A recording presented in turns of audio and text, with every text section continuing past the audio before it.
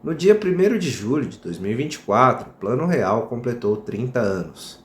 São 30 anos do plano que colocou fim a uma época de inflação galopante no Brasil. Porém, no mesmo dia em que o Plano Real completou seus 30 anos, o dólar chegou a valer R$ 6.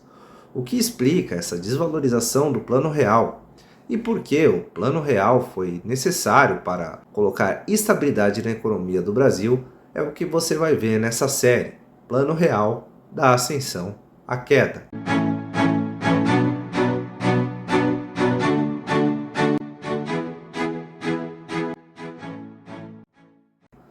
Eu sou Stefano Porto Pérez, sou pré-candidato a vereador aqui na cidade de São Paulo. Fiz a faculdade de Economia até o 4º ano e vou tentar explicar para vocês, de uma forma não muito técnica, de uma forma simples, a história da economia brasileira que culminou no Plano Real. Para que a gente possa entender a necessidade do Plano Real, precisamos voltar ao Brasil dos anos 50. Juscelino Kubitschek acabava de assumir o poder e tinha o sonho de desenvolver o Brasil 50 anos em 5.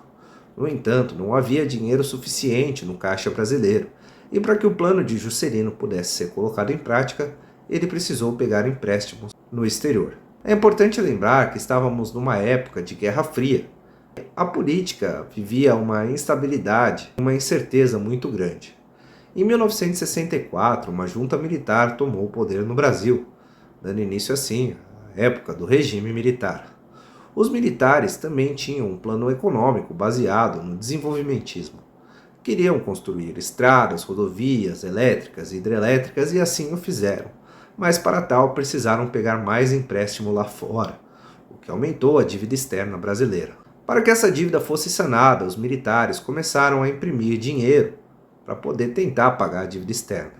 Acontece que a lei básica da oferta e da demanda diz: quanto menos escasso um produto é no mercado, menos valioso ele é. Portanto, a impressão de papel moeda começou a gerar mais inflação.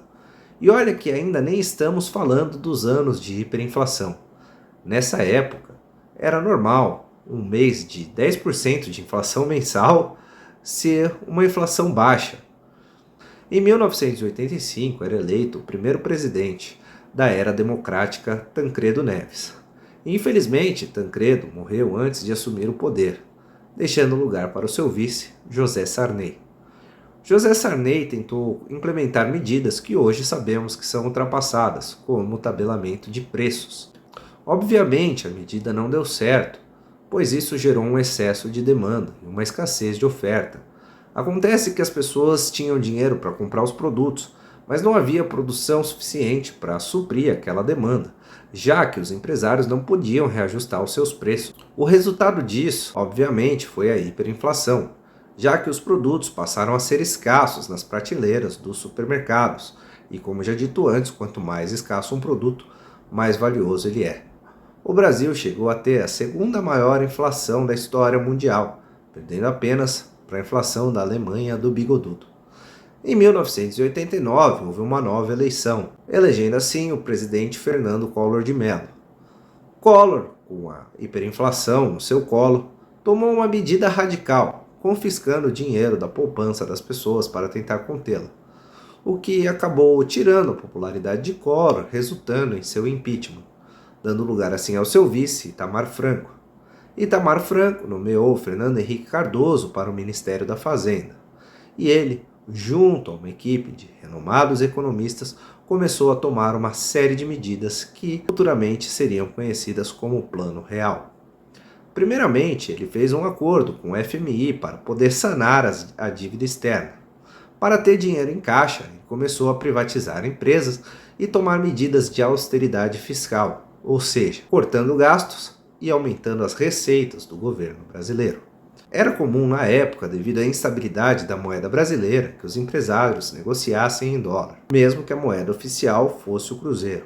Fernando Henrique então criou a URV, ou a famosa Unidade Real de Valor, equivalente a $1. De início, os empresários recebiam em cruzeiro, mas marcavam seus preços em URV. Depois passavam a trocar esses cruzeiros por URVs, que posteriormente seriam convertidas em real. No primeiro ano, uma inflação que era de mais de 2.000% ao ano passou a 900% ao ano. E no ano seguinte, a inflação caiu mais ainda para 24%. Com a eleição de Fernando Henrique em 1994, o plano continuou. E em 1996, a inflação do Brasil já estava controlada. Começava então o sucesso do Plano Real. Esse foi o primeiro vídeo da série Plano Real, da Ascensão à Queda. Se você quiser continuar acompanhando essa série, se inscreva no meu canal do YouTube ou me acompanhe pelo Instagram.